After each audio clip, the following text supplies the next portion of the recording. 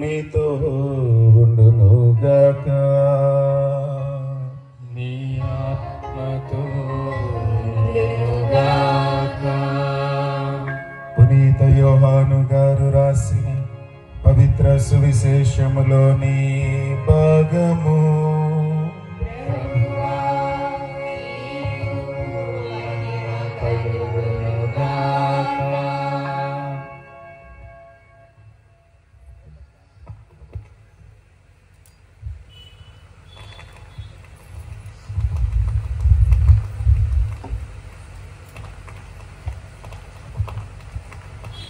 యోహాను శుభవార్త 19వ అధ్యాయము 31 నుండి 37వ వచనము వరకు. యోహాను శుభవార్త 19వ అధ్యాయము 31వ వచనము నుండి 37వ వచనము వరకు. అది పాస్కా పండుగకు సిద్ధపడు దినము.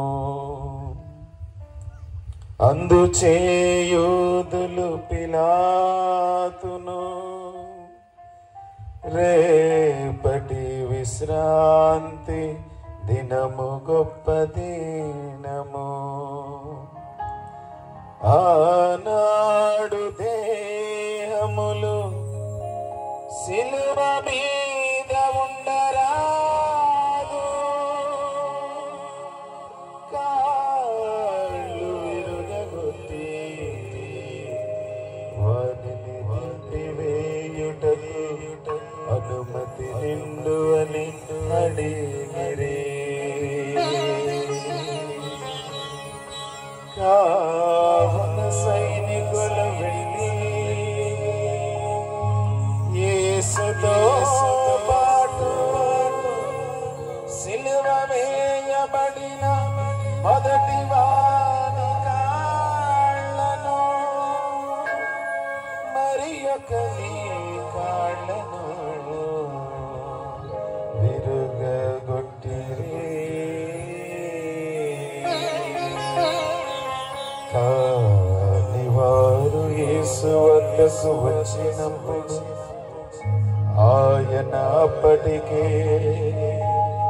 మరణించి ఉండుటను చూచి ఆయన కాళ్ళు విరుగగొట్టలేదు.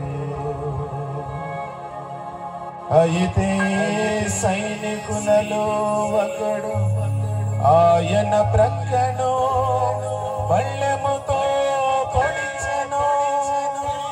వెంటనే రక్తము నీరు స్రవించెను. వెంటనే రక్తము నీరు స్రవించెను. అది చూచిన వాడు దీనిని గురించి చెప్పుచున్నాడు. అతడు చెప్పినది వాస్తవము, మీరును విశ్వసించుటకు అతడు సత్యము చెప్పుచున్నాడని అతడు ఎరుగును. ఆయన ఎముకలలో ఒకటైనను విరుగగొట్టబడదు. ఆయన ఎముకలలో ఒకటైనను విరుగగొట్టబడదు. ఆయన ఎముకలలో ఒకటైనను విరుగగొట్టబడదు అను లేఖనము ఇట్లు నెరవేరెను. వారు తాము పొడిచిన వాని వంక వీక్షింతురు అను మరి ఒక లేఖనము ఇట్లు నెరవేరెను. ఇది క్రీస్తు ప్రభుని సువిశేషము.